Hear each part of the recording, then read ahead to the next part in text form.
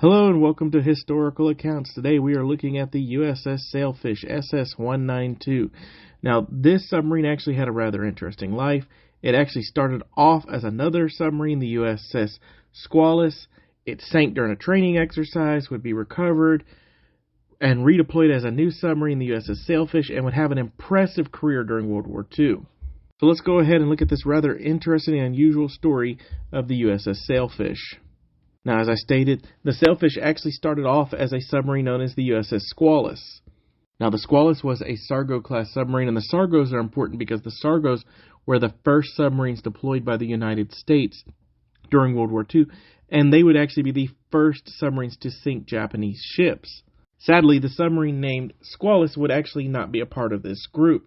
In fact, only a few months after being commissioned, it was doing a series of test dives off the coast of New Hampshire, and it sank. Essentially, the main induction valve that let fresh air in when it was on the surface opened and flooded its aft torpedo tube, sinking the submarine. And the Squalus came to rest about 243 feet below the surface. And because of this depth, the Navy had to utilize a relatively new piece of technology at the time. The McCann rescue chamber was deployed, and this was basically a specialized version of a diving bell that was designed to be lowered, attached to one of the hatches that had oxygen in it, and they could actually pull people out a small group at a time. And even though this was the first time this system was ever used, it actually worked successfully, and they were able to rescue the 33 survivors still alive on the submarine. After this, the Navy decided to go ahead and try and salvage the Squalus. It took roughly about 50 days for them to attach a series of pontoons down at the bottom of the ocean to this submarine and bring it back up to the surface. Now, the Navy did all this mainly to determine if there was something wrong with the Sargo class, as the USS Sturgeon and the USS Snapper, an earlier S-class submarines, had actually sank in a similar manner. They wanted to determine if this new design, the Sargo, was as vulnerable as the older designs. Now, the Squalus would be officially decommissioned in November of 1939. However, the decision was made in February of 1940 to go ahead and begin repairs and overhaul on what would eventually become the USS Sailfish. Now, the newly christened USS Sailfish would spend the next year or so actually in the Pacific doing a lot of work between Manila and Pearl Harbor.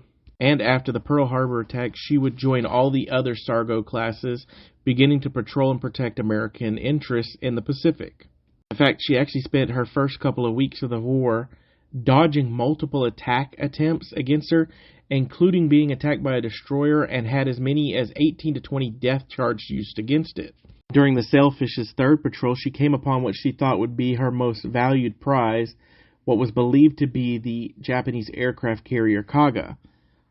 And the Sailfish did actually fire 4 torpedoes at this carrier, and actually managed to hit 2 of these torpedoes on the carrier and set it on fire. However, after the battle, it was found out that this was not the Kaga, and the Kaga had actually been scuttled after the Battle of Midway, and instead the Sailfish had sunk the aircraft ferry Kamigawa Maru.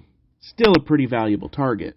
She would spend her next several patrols around the Pacific, scoring several hits and only a few confirmed sinkings.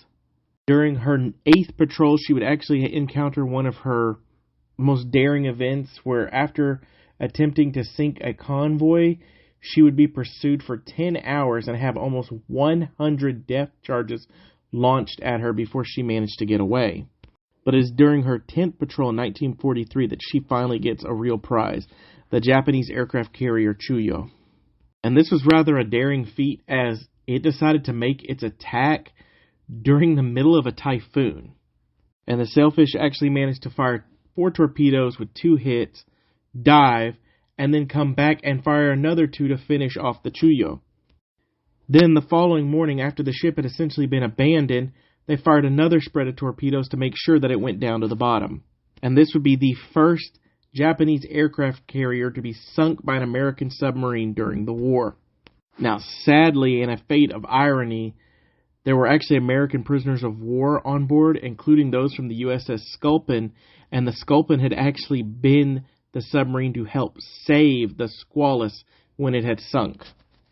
Now, the Sailfish would spend its last 2 patrols, its 11th patrol, Relatively uneventful, however, it did try to sink a Japanese battleship. However, the escorts got in the way of it. On the Sailfish's final patrol, it managed to take out some patrol craft and the destroyer Harakuze, which had actually just sunk the USS Shark, and kind of gave some retribution to those that were lost on the Shark. After this final patrol, she would return to the United States in January of 1945 and spend the rest of her career as a training ship until October of 1945 when she would be decommissioned. There was some serious effort to preserve her as a museum ship after the war.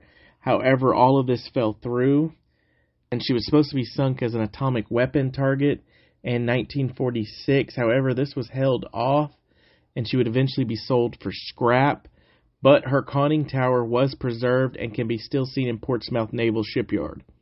But there you have it, a look at the USS Sailfish, a ship that could have ended its career as the USS Squalus, sitting at the bottom of the Atlantic Ocean. However, it went on to have an absolutely amazing career and be the first U.S. submarine to sink a Japanese aircraft carrier. And so its legacy is a pretty amazing ship. But that's it for today. Thank you for joining me. I look forward to talking to you on the next time.